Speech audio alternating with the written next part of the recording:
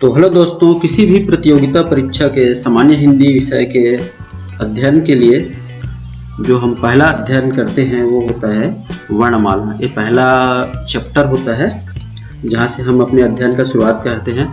तो मैं आज इस वीडियो के पहले भाग में हिंदी वर्णमाला के कुछ तथ्यों के बारे में आपको बताऊंगा और दूसरे भाग में कुछ बहुविकल्पी प्रश्नों के बारे में हम पढ़ेंगे।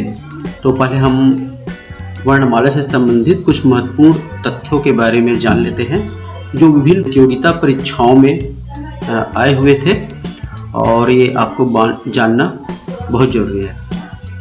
तो पहला, हिंदी वर्णमाला की उत्पत्ति प्राचीन भारत में हुई थी।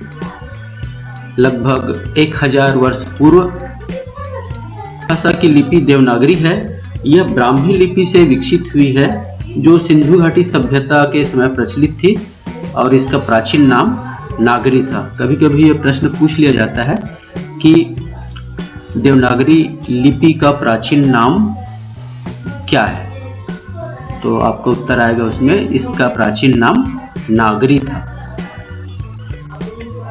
किसी भी भाषा की अभिव्यक्ति ध्वनियों के माध्यम से की जाती है। दूसरी ओर यदि हमें विचारों और भावनाओं को लिखना हो तो हमें ध्वनियों को लिखने के लिए प्रतीकों का उपयोग करना पड़ता है। ध्वनियों के इन चिन्हों को ही वर्ण कहा जाता है। तो ये आपको याद रखना पड़ेगा। इससे संबंधित प्रश्न पूछे जाते हैं। तो वर्ण से जुड़ी कुछ महत्वपूर्ण तथ्य है। वर्ण भाषा की सबसे छोटी इकाई होती है। वर्ण को ही ध्वनि चिन्ह भी कहा जाता है और वर्णों के व्यवस्थित समूह को ही वर्णमाला कहा जाता है। हमारी हिंदी वर्णमाला में कुल 52 वर्ण होते हैं। हिंदी वर्णमाला को 2 भागों में बांटा गया है। पहला भाग है स्वर और दूसरा भाग है व्यंजन। हिंदी वर्णमाला में पहले स्वर वर्ण और उसके बाद व्यंजन वर्ण लिखे जाते हैं। तो हिंदी वर्णमाला में जो 52 वर्ण है वो कौन कौन से हैं? पहला है स्वर वर्ण 11, इनकी संख्या 11 है। मूल व्यंजन 33 है। आयोग वर्ण है 2 और उच्छिष्ट व्यंजन है 2। संयुक्त व्यंजन है 4। इस प्रकार से आप इनको जोड़ते हैं तो कुल संख्या हो जाती है 52। हिंदी वर्णमाला में मूल स्वरों की संख्या 11 है। ये हैं अ, आ, ई, उ, री, ए, ओ और औ। इनकी कुल संख्या हो गई 11 एवं 2 आहा, ये अयोग वाह कहे जाते हैं। इनको भी स्वरों में शामिल किया जाता है जिससे इनकी कुल संख्या 13 हो जाती है। तो कभी कभी आपको प्रश्नों में ये देखने को मिलेगा कि हिंदी वर्णमाला में मूल स्वरों की संख्या कितनी है, तो आपका उत्तर होगा 11 और कुल स्वरों की संख्या कितनी है तो आपका उत्तर होगा 13। इसी प्रकार से मानक हिंदी वर्णमाला में स्वरों की कुल संख्या है 4, जबकि मानक हिंदी वर्णमाला में स्वरों की कुल संख्या है 4। कभी कभी आपको ऐसा प्रश्न देखने को मिलेगा कि वर्णमाला में स्वरों की कुल संख्या कितनी है, ऑप्शन रहेगा 2, 4, 6। ऐसा अगर दे देता है तो वहाँ पर आपका उत्तर 4 होगा। ये है ह्रस्व स्वर, दीर्घ स्वर, संयुक्त स्वर और प्लुत स्वर। हिंदी वर्णमाला में मूल व्यंजनों की संख्या 33 है। कहीं कहीं पर आप इसको 35 देखोगे, तो ऐसा क्यों होता है इसके बारे में। हिंदी वर्णमाला में मूल व्यंजनों की संख्या 33 है।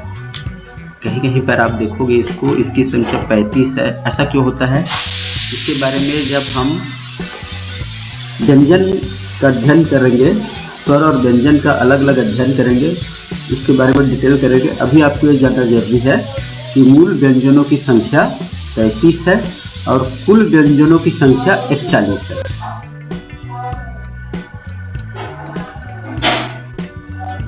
कुछ और तथ्य है जो आपको जानना बहुत जरूरी है। जैसे पहला, भारतीय संविधान के अनुच्छेद 351 में हिंदी भाषा के विकास के लिए विशेष निर्देश दिए गए हैं। राजभाषा संबंधित प्रावधान संविधान के भाग 17 में अनुच्छेद 343 से 351 तक बताए गए हैं। इसी प्रकार से ये बहुत महत्वपूर्ण तथ्य है। हिंदी भाषा को भारत की राजभाषा के रूप में 14 सितंबर 1949 को मान्यता प्रदान की गई थी और इसी दिन को प्रतिवर्ष हिंदी दिवस के रूप में भी मनाया जा रहा है। 14 सितंबर 1949। इस तथ्य को आपको याद में रखना है। हिंदी शब्द फारसी भाषा का शब्द है, ये तथ्य आपको याद रखना है। प्रश्न इससे संबंधित आते हैं। हिंदी भाषा संस्कृत भाषा की उत्तराधिकारिणी भाषा मानी जाती है। हिंदी भाषा संस्कृत भाषा की उत्तराधिकारिणी भाषा मानी जाती है।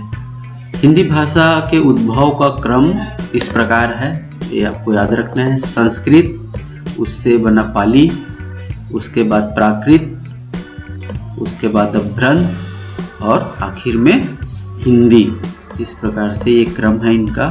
संस्कृत, उसके बाद पाली, उसके बाद प्राकृत, उसके बाद अपभ्रंश और आखिर में हिंदी। आज जो हम उपयोग करते हैं, हम और आप उपयोग करते हैं वो हिंदी इन चरणों से होकर आज के हिंदी के रूप में विकसित हुई है।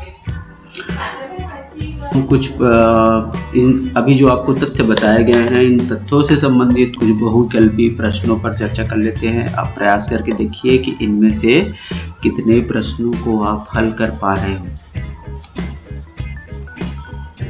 पहला प्रश्न है आपके लिए, भाषा की सार्थक लघुत्तम इकाई क्या है?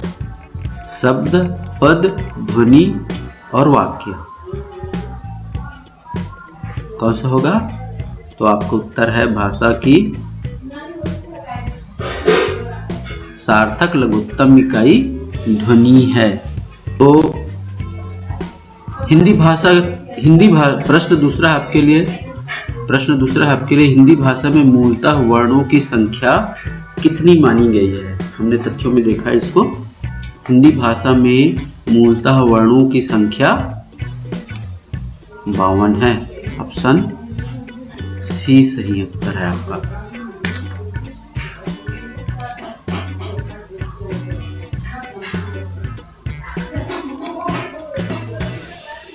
प्रश्न तीसरा है आपके लिए, वर्णमाला किसे कहेंगे? ए, शब्द समूह को, बी, वर्णों के संकलन को, सी, शब्दगणना को, डी, वर्णों के व्यवस्थित समूह को। हमने तथ्यों में पढ़ा इसको। वर्णों के व्यवस्थित समूह को वर्णमाला कहा जाता है।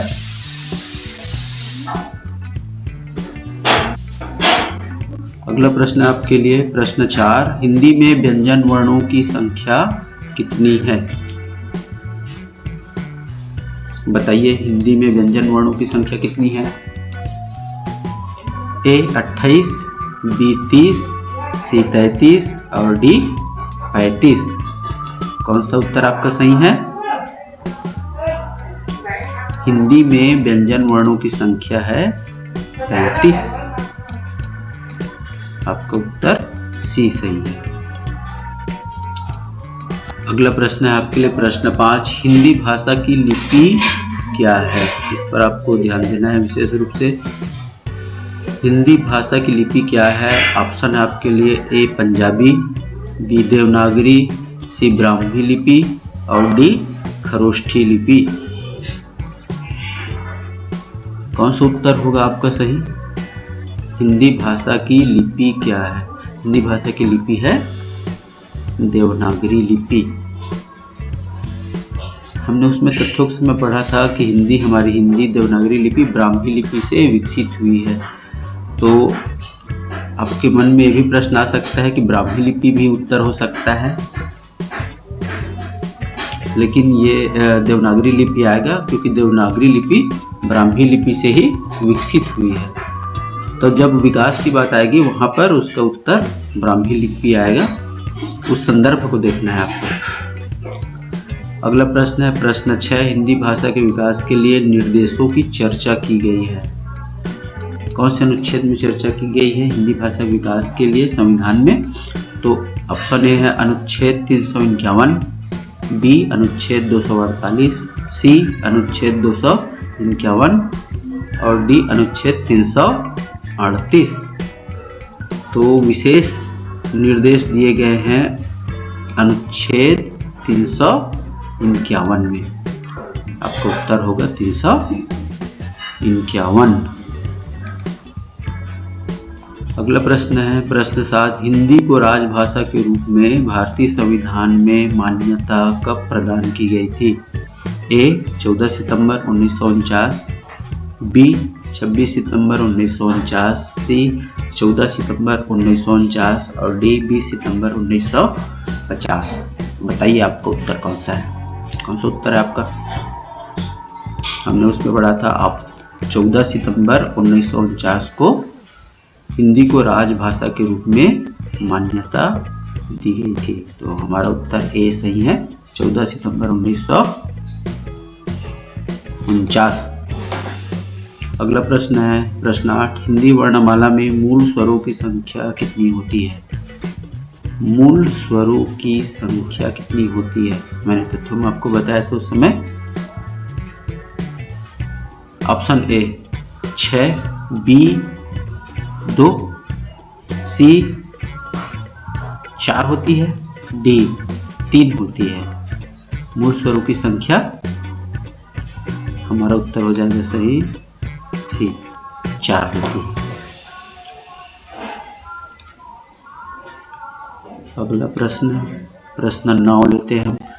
हिंदी भाषा का विकास क्रम कौन सा सही है? कौन सा सही है विकास क्रम?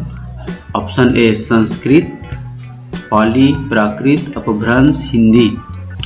ऑप्शन बी पाली, प्राकृत, हिंदी, अपभ्रंश, संस्कृत। ऑप्शन सी हिंदी, संस्कृत, पाली, अपभ्रंश, प्राकृत। ऑप्शन डी पाली, प्राकृत, हिंदी, अपभ्रंश और संस्कृत। उस समय तथ्यों में हमने देखा था कौन सा है बताइए? हाँ, पहले संस्कृत, उसके बाद पाली, फिर प्राकृत, अपभ्रंश और अंत में हिंदी। तो हमारा उत्तर सही हो जाएगा ऑप्शन ए। प्रश्न नंबर 10, निम्नांकित में से सही कथन को चुनिए। इसमें 4 कथन दिए गए हैं, इनमें से 3 गलत है और 1 सही है। तो वो जो सही कथन है उसका आपको चयन करना है। ऑप्शन ए देवनागरी लिपि में वर्णों की संख्या 54 है। ऑप्शन बी व्यंजनों का उच्चारण स्वतंत्र रूप से किया जा सकता है। सी स्वरों की संख्या व्यंजनों की संख्या से अधिक है। डी स्वर ध्वनियां व्यंजनों के उच्चारण में सहायक होती है। पहला देखते हैं कौन कौन सा गलत है। देवनागरी लिपि में वर्णों की संख्या 54 है, गलत। कितना है हमने देखा था उस समय? 52। व्यंजन का उच्चारण स्वतंत्र रूप से किया जा सकता है। क्या है तथ्य सही? व्यंजन का उच्चारण स्वतंत्र रूप से किया जा सकता है नहीं, व्यंजन का उच्चारण स्वर के सहयोग से किया जाता है, इसलिए यह तथ्य भी गलत हो गया। ऑप्शन सी स्वरों की संख्या व्यंजनों की संख्या से अधिक है। स्वरों की संख्या व्यंजनों की संख्या से अधिक है नहीं, स्वरों की संख्या व्यंजनों की संख्या से कम है भाई। ऑप्शन डी स्वर ध्वनियां व्यंजनों के उच्चारण में सहायक होती है, बिल्कुल सही। इसलिए हमारा उत्तर कौन हो जाएगा? डी। कौन सा हो जाएगा? डी। अगला प्रश्न 11 निम्नलिखित में से कौन सी भाषा देवनागरी लिपि में नहीं लिखी जाती है? इनमें से कौन सी? Option A Marathi, B Sanskrit, C Pali, option D Gujarati. इनमें से कौन सा है जो देवनागरी लिपि में नहीं लिखी जाती? इसका उत्तर होगा ऑप्शन डी गुजराती। हमारा उत्तर डी है ये देवनागरी लिपि में नहीं लिखी जाती, बाकी मराठी, संस्कृत और पाली देवनागरी लिपि में लिखी जाती है। प्रश्न 12,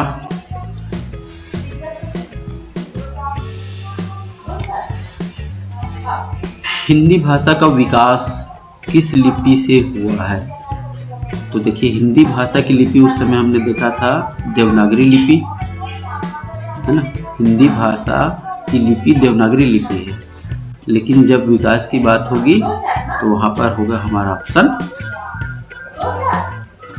चलिए ऑप्शन को देख लेते हैं पहले। ऑप्शन ए देवनागरी लिपि से, बी ब्राह्मी लिपि से, ऑप्शन सी खरोष्ठी लिपि से, ऑप्शन डी पंजाबी लिपि से। तो